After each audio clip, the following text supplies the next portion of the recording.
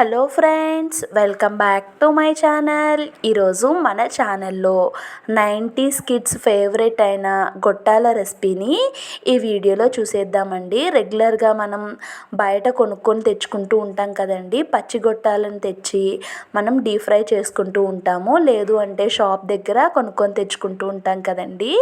అలాంటి గొట్టాలను మనం ఇంటి దగ్గరే ఈజీగా చిన్న చిన్న టిప్స్ ఫాలో అవుతూ చేస్తే చాలా గుల్లగా క్రిస్పీగా అచ్చంగా బయట కొన్నవి ఎలా అయితే ఉంటాయో అలానే వస్తాయండి. ఇక్కడ సౌండ్ వింటుంటే మీకు అర్థమవుతుంది అనుకుంటున్నాను.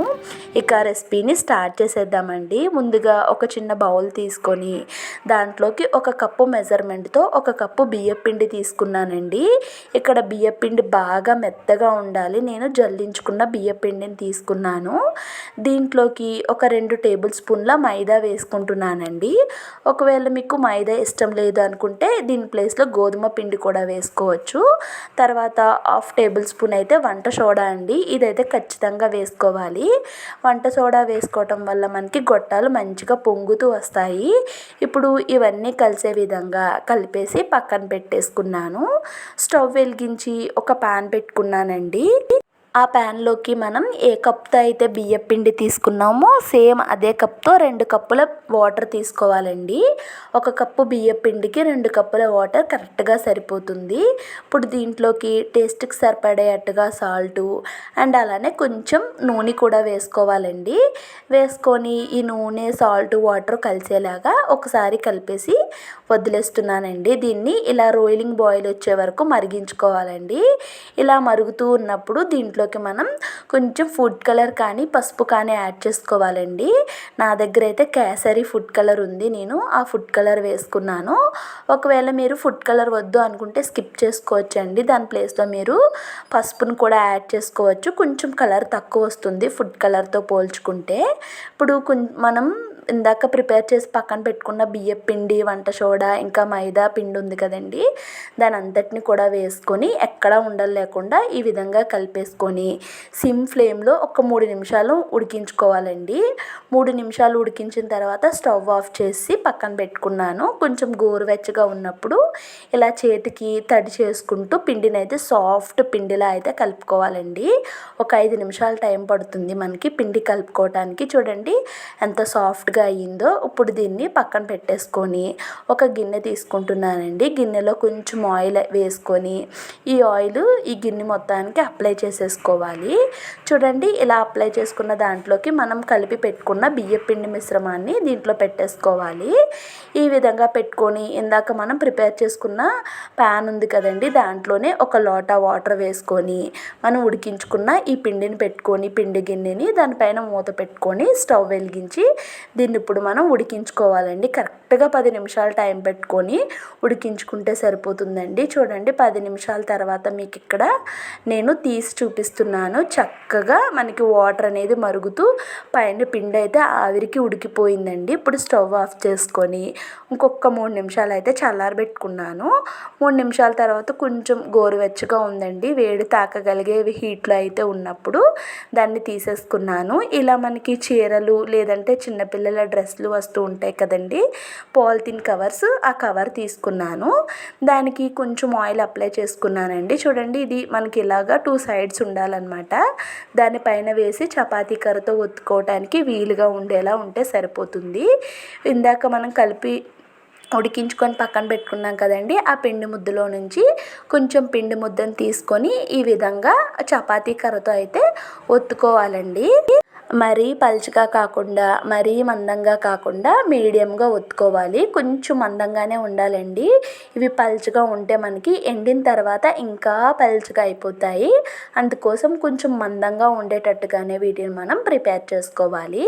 చూడండి ఇప్పుడు చాక్తో కానీ లేదంటే పిజ్జా కట్టర్ ఉంటే పిజ్జా కట్టర్తో కానీ ఇలా 4 సైడ్స్ కూడా కట్ చేసేసుకుంటున్నానండి. ఈ కట్ చేసుకొని ఈ 4 సైడ్స్ కట్ చేసింది ఉంది కదండి, దాన్ని మళ్ళీ మనం పక్కన పెట్టుకొని మళ్ళీ గొట్టాలు కూడా ప్రిపేర్ చేసుకోవచ్చు. దాంతో వేస్ట్ ఏమీ కాదు మనకి. ఇప్పుడు రౌండ్ షేప్ రావటం కోసం ఇలా ఒక పెన్ను కానీ లేదంటే మార్కర్ ఉంటుంది కదండి, మార్కర్ కానీ మీ దగ్గర ఏది అవైలబుల్గా ఉంటే అది తీసుకొని చూడండి నేను వీడియోలో చూపించిన విధంగా ఈ చివర్లని జాగ్రత్తగా అతికించుకోవాలండి. ఒకవేళ మీకు అతికించుకునేటప్పుడు చూడండి ఇక్కడ మనకి విరిగిపోతుంది. అలా విరిగిపోయినట్టు అయితే కూడా ఏం చేయాలి అనేది కూడా ఇక్కడ మీకు నేను చూపిస్తానండి. ఇక్కడ నాకు కొంచెం పెన్ కంటే ఎక్స్ట్రా ఉంది కదా, దాన్ని కట్ చేసేసుకున్నాను. ఇక్కడ ఆయిల్ పక్కన పెట్టుకోవాలండి. మనం పెట్టుకొని దాంతో ఆయిల్ రాసుకుంటూ ఆ గ్యాప్స్ని మనం ఆయిల్తో ఫిల్ చేసుకున్నట్టయితే మనకి కవర్ అయిపోతాయండి. ఆ గ్యాప్స్ ఏమీ కూడా ఉండవు. ఇప్పుడు నెమ్మదిగా పెన్నుని అయితే బయటకు తీసేస్తున్నాను. చూడండి బయటకు తీసేసిన తర్వాత మనకి గొట్టం షేప్ అయితే వస్తుంది కదా. మనం బయట కొనుక్కునే గొట్టాల్లో రావాలి అంటే మిడిల్కి దాన్ని కట్ చేసుకొని మనం వేళ్ళని దూరుకుంటూ నీట్గా అడ్జస్ట్ చేసుకోవాలండి గొట్టాన్ని. చూడండి ఇంత మందంగా చేసాం కదా, ఇవి ఎండిన తర్వాత ఎంత పలుచగా అవుతాయో కూడా మీకు చూపిస్తానండి. ఇక్కడ ఇదే ప్రాసెస్లో మొత్తం గొట్టాలన్నింటినీ ప్రిపేర్ చేస్తానండి. ఇక్కడ నేను తీసుకున్న క్వాంటిటీకి నాకు కరెక్ట్గా 25 వరకు గొట్టాలు అయినాయండి.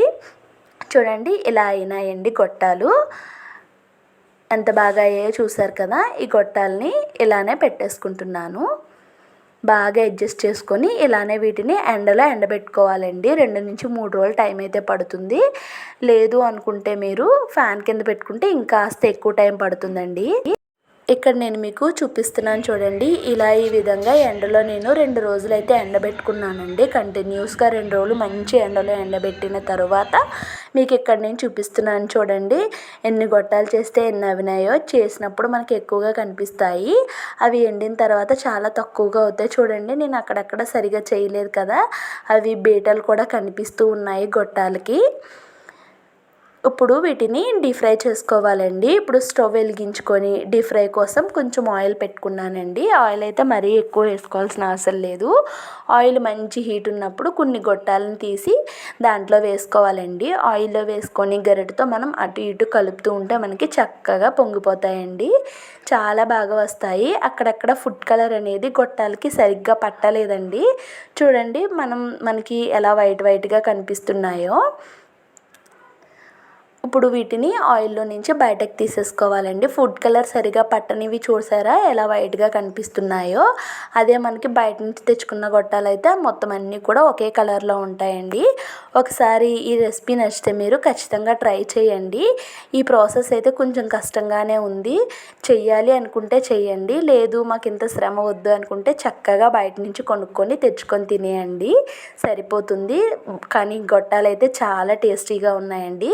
సేమ్ టు సేమ్ మనం బయట కొనుక్కునే గొట్టాల టేస్ట్ ఎలా ఉంటుందో అలానే ఉన్నాయి. చక్కగా మంచి క్రిస్పీగా నోట్లో పెట్టుకుంటే ఇలా గుల్లగుల్లగా అయిపోతున్నాయండి. రెసిపీ నచ్చితే లైక్ చేసి సబ్స్క్రైబ్